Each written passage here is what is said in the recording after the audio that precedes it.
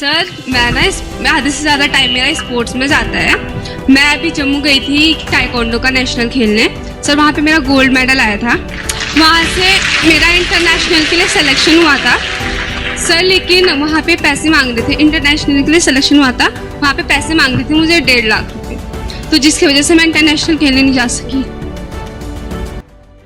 दोस्तों नमस्कार, आप देख रहे हैं खबर नेशनल टाइम्स।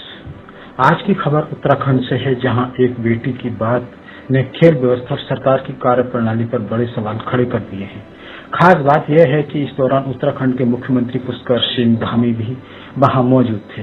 दोस्तों, एक युवा खिलाड़ी बेटी ने खुलकर बताया कि वह अपना ज्यादा से ज्यादा समय खेल को देती है। उसने कड़ी मेहनत की, पसीना बहाया और अपने शानदार प्रदर्शन से नेशनल स्तर पर गोल्ड मेडल हासिल किया। लेकिन अब उसके सामने इंटरनेशनल स्तर पर खेलने का मौका आया तो उसके मुताबिक उससे 1.5 लाख रुपए मांगे गए। अब सवाल यही है कि आखिर एक प्रतिभाशाली खिलाड़ी जिसने देश और प्रदेश का नाम रोशन करने के लिए देर रात मेहनत की, उसे आगे बढ़ने के लिए पैसों की दीवार का सामना क्यों करना पड़ा? क्या गरीब और मध्यवर्गीय परिवारों की प्रतिभाशाली बेटियां सिर्फ इसलिए पीछे रह जाएंगी क्योंकि उनके पास इतनी बड़ी रकम देने की क्षमता नहीं है? बताया जा रहा है कि बेटी मुख्यमंत्री के सामने अपनी बात रखे और कहा कि उसने गोल्ड मेडल जीता, लेकिन इंटरनेशनल खेलने के लिए उसे 1.5 लाख रुपए मांगे गए। यह मामला सामने आने के बाद राजनीतिक बयानबाजी भी तेज हो गई। आम आदमी पार्टी ने इस मुद्दे को लेकर बीजेपी सरकार पर जोरदार हमला बोला। पार्टी ने सोशल मीडिया प्लेटफॉर्म एक्स पर पोस्ट करते हुए आरोप लगाया कि नेशनल गोल्ड मेडलिस्ट से इंटरनेशनल खेलने के लिए 1.5 लाख रुपए की घूस मांगी गई और उत्तराखंड में बेटी ने मुख्यमंत्री पुष्कर धामी के सामने बीजेपी सरकार के कथित काले कारनामे की पोल खोली।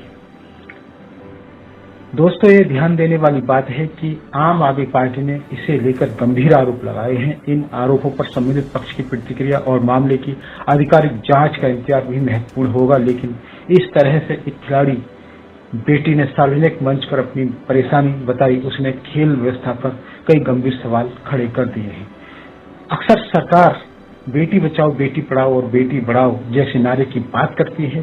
खिलाड़ियों को प्रोत्साहित देने, युवाओं को आगे बढ़ाने और अंतर्राष्ट्रीय स्तर पर भारत सरकार का झंडा बुलंद करने के दावे किए जाते हैं। लेकिन अगर किसी गोल्ड मेडलिस्ट खिलाड़ी को आगे बढ़ाने के लिए कथित तौर पर रिश्वत या बड़ी रकम की मांग का सामना करना पड़े तो यह व्यवस्था के लिए बेहद चिंताजनक सवाल है। क्या इस मामले की निष्पक्ष जांच होगी? अगर रकम मांगने की आरोप सही पाए जाते हैं तो जिम्मेदार लोगों पर क्या कार्रवाई होगी? और सबसे बड़ा सवाल, क्या इस बेटी को बिना किसी बाधा के इंटरनेशनल स्तर पर खेलने का अवसर मिलेगा? खेल प्रतिभा पैसे से नहीं, मेहनत और क्षमता से पहचानी जानी चाहिए। एक खिलाड़ी का सपना किसी कथित भ्रष्टाचार की भेंट नहीं चढ़ना चाहिए। अब देखना होगा कि मुख्यमंत्री पुष्कर सिंह धामी और उत्तराखंड सरकार इस मामले पर क्या रुख अपनाते हैं और इस खिलाड़ी बेटी को न्याय मिलता है। आप इस पूरे मामले पर क्या सोचते हैं? क्या नेशनल गोल्ड मेडलिस्ट खिलाड़ियों के सामने ऐसी बाधाएं नहीं आनी चाहिए? अपनी राय कमेंट बॉक्स में जरूर दीजिए। वीडियो पसंद आए तो लाइक करें, इसे शेयर करें और खबर नेशनल टाइम्स को सब्सक्राइब करना ना भूलें।